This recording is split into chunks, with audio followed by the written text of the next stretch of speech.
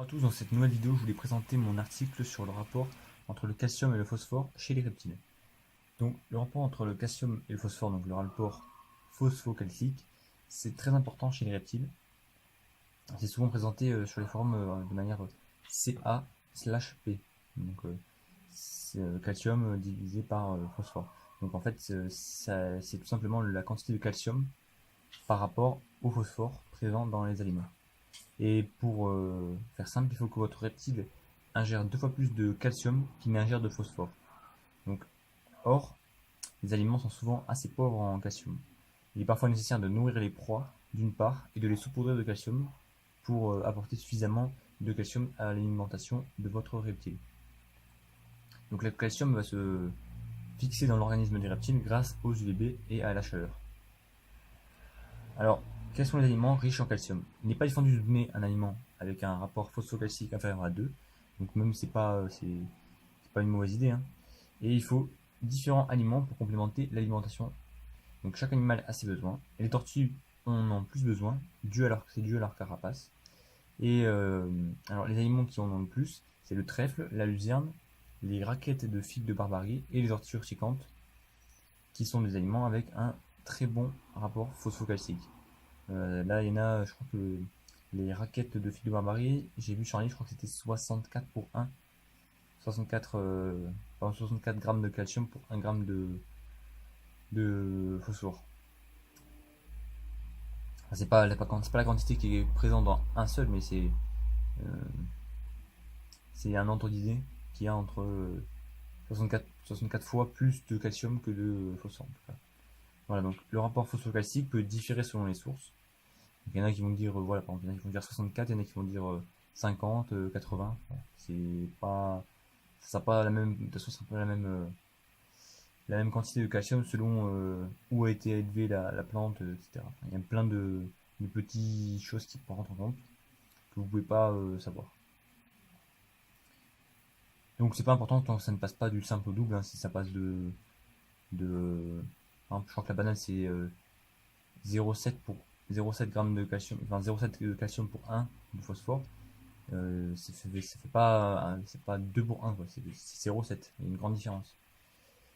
Et il existe beaucoup d'aliments végétaux qui peuvent être donnés à vos reptiles. Il faut savoir s'adapter à ce qu'ils préfèrent, du moment que c'est une alimentation équilibrée. Donc ne leur donnez pas n'importe quoi, de la salade. Enfin, ça dépend des salades, mais il n'y en a pas beaucoup qui sont bonnes nutritivement. Alors, est-ce qu'il faut complémenter l'alimentation des reptiles en calcium? Donc, l'ajout du calcium se fait un repas sur deux, et c'est adapté selon les animaux que vous possédez. Donc, pour saupoudrer les insectes, placez-les dans une boîte, notamment les boîtes qui vendent, je sais pas si j'en ai une là, non.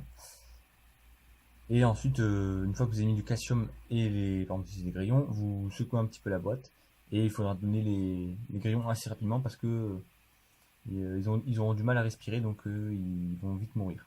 Voilà. Et chez les serpents, n'ajoutez pas de minéraux, ils obtiendront ce qu'il faut dans la digestion des squelettes de rongeurs. Donc pour les reptiles herbivores, le plus simple reste de saupoudrer directement les végétaux. Et les tortues terrestres aiment avoir un os de têche à leur disposition. Donc c'est facilement disponible en animalerie et cela leur permet de se tailler le bec. Voilà. Donc comment complémenter l'alimentation des reptiles? S'il est mesuré, l'ajout de calcium et de minéraux est bénéfique. Il faut éviter de remplacer l'alimentation. C'est préférable de l'utiliser en complément. Et les compléments doivent être bien choisis. Certains sont un mélange de calcium et de vitamine D3. Donc, cette dernière est déjà disponible en bonne quantité pour la plupart des reptiles. Et c'est inutile aussi chez les végétariens si leur alimentation est correcte. Beaucoup de végétaux ont un rapport phosphocalcique supérieur, supérieur à 2. Donc, hormis pour des cas à part, comme les jeunes en croissance ou les femelles gravides, donc gravides c'est qui sont prêtes à, qui ont des œufs, qui sont en train d'avoir des œufs dans le corps, comment dire, et qui vont bientôt pondre. L'apport de calcium peut être nécessaire. C'est à vous de juger si vous sentez vos animaux un peu faibles. Ça peut être une des raisons. Voilà. Donc pour complémenter l'alimentation de tortues aquatiques, vous pouvez laisser un os de sèche dans l'eau, mais cela ne convient pas à toutes les tortues aquatiques. Sinon, vous pouvez ouvrir sa proie inerte pour y insérer un bout d'os de sèche ou de calcium en poudre. Bon, là, ça va dépendre aussi de la taille la taille de la proie, hein, parce que si c'est des petits morceaux de coupé, ça va être compliqué de rajouter un petit peu de calcium, même si c'est possible, hein, quand même en vrai. Et chez les reptiles terrestres, ajouter une coupelle de calcium en poudre ou saupoudrer les grillons avant de les donner. C'est la meilleure façon de complémenter l'alimentation des reptiles. Alors la carence en calcium, donc pour éviter de graves carences en calcium, l'alimentation doit être équilibrée, donc notamment en donnant des pissenlits, du trèfle, c'est de très bons aliments. Donc une carence en calcium ou un manque d'UVB, si la tortue est élevée en terrarium et qu'elle n'a aucun contact avec la lumière directe du soleil, se détecte facilement. Donc la carapace va devenir molle, la tortue va devenir amorphe. Et surtout, l'aspect Toblerone est caractéristique, donc ça va être la carapace qui va être déformée. Et le calcium permet de renforcer la carapace et le squelette. Donc c'est pas uniquement pour les tortues, c'est pour tous les reptiles, même je pense tous les animaux, même si je connais pas tous les animaux, hein. Mais je pense que c'est nécessaire pour tous les animaux une bonne alimentation riche en calcium, comme pour l'humain. Même si le calcium se trouve aussi dans les choux plus que dans le lait.